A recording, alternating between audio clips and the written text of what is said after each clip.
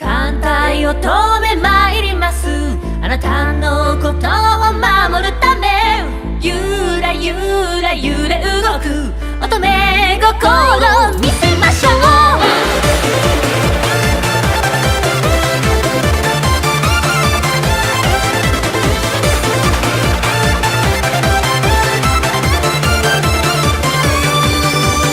Ne vous êtes-vous jamais demandé, mais d'où venait le premier cuirassé? C'est vrai. Alors, posons la question aux téléspectateurs. De l'Angleterre? Non. Du Japon? Non. Ben du Canada alors? Adolphe, s'il te plaît, réponds. Merci Adolphe. Non, le premier cuirassé vient de Corée. Même si ça vous étonne, c'est bien le cas. Aujourd'hui, nous allons parler de ce magnifique navire qui est le Turtle Ship. Allez, c'est parti. Michel, envoie le générique.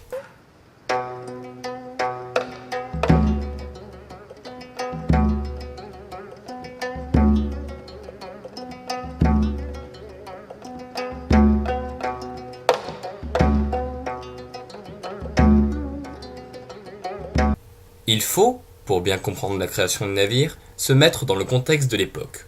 La Corée est un petit pays, et ses effectifs sont mineurs par rapport à ses belligérants de l'époque, dont le plus dangereux, le Japon.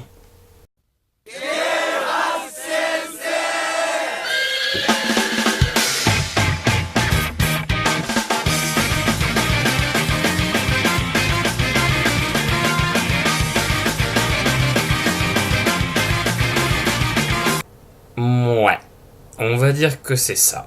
Avec au moins 428 ans en moins.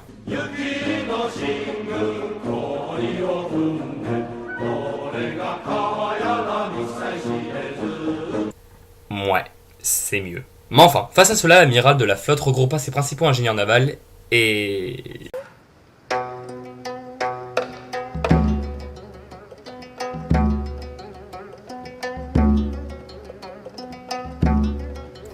Bon, soldats, il nous faut une alternative, car on va se faire annihiler par les Japonais. Il nous faut un plan. Moi, amiral, j'en ai un.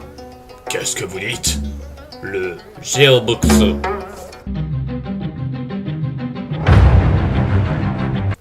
Et à la suite de cette réunion, naquit cette chose. Ouais, ils étaient visionnaires. Pas comme moi qui écris mes vidéos avec juste des idiomatiques complètement ridicules. Attends, qui a écrit ça? Bon, partons pour les caractéristiques.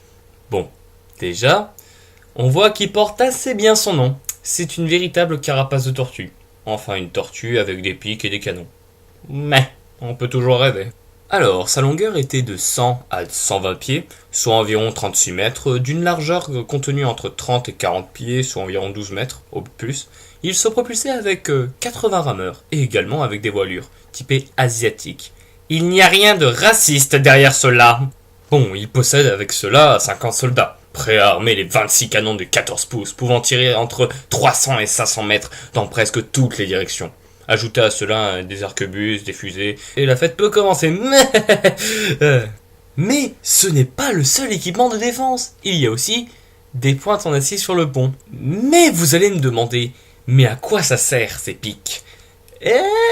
Vous voyez, les Japonais avaient une tendance à sauter sur les navires ennemis pour les aborder et ainsi capturer leurs navires sans l'endommager.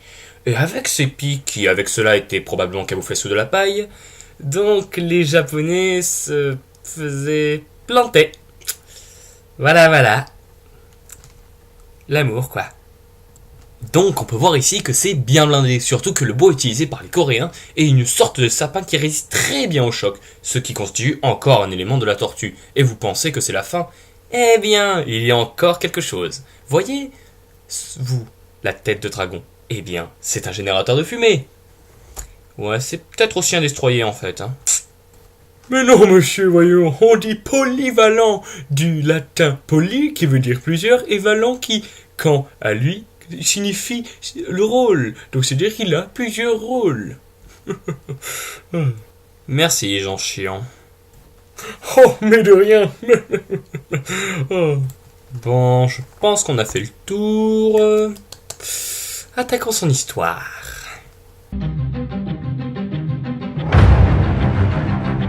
Alors, selon le journal de guerre de Nanjung Iligi Yi, a décidé de ressusciter le navire Tortue en 1591 à partir des modèles préexistants, après en avoir discuté avec ses subordonnés, en conclusion qu'une invasion du Japon était possible, sinon imminente. Yi et ses officiers subalternes, parmi lesquels Na Daeyong, est nommé constructeur en chef et ont construit le premier navire moderne.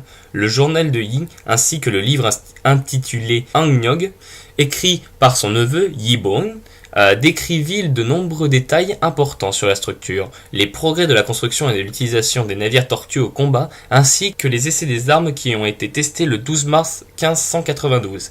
Yi a achevé son premier bateau et l'a lancé le 27 mars 1492, un jour avant le siège de Busanjin et la bataille de Daijing. Très peu de navires furent perdus. Par la suite, il a servi pendant presque tout le XVIe siècle, et même après. Ses capacités au combat lui permirent de mettre en déroute l'armée japonaise, pourtant en plus grand nombre. Par ses victoires, la Corée s'est imposée comme grand adversaire de l'Empire du Japon, et cela montre que ce n'est pas seulement une question de nombre et de stratégie, il faut aussi du blindage, qui est la doctrine des cuirassés qui arriveront pendant la période Dreadnought, et par la suite des pré-Dreadnought, ce qui finira par donner les super cuirassés. Et voici que la vidéo touche à sa fin. J'espère qu'elle t'a plu. Et ne te prive pas de mettre un like, cela me permet de savoir si t'as aimé. Propose-moi des navires dans les commentaires, et je te dis à la prochaine. Ciao. 泣き憎しみ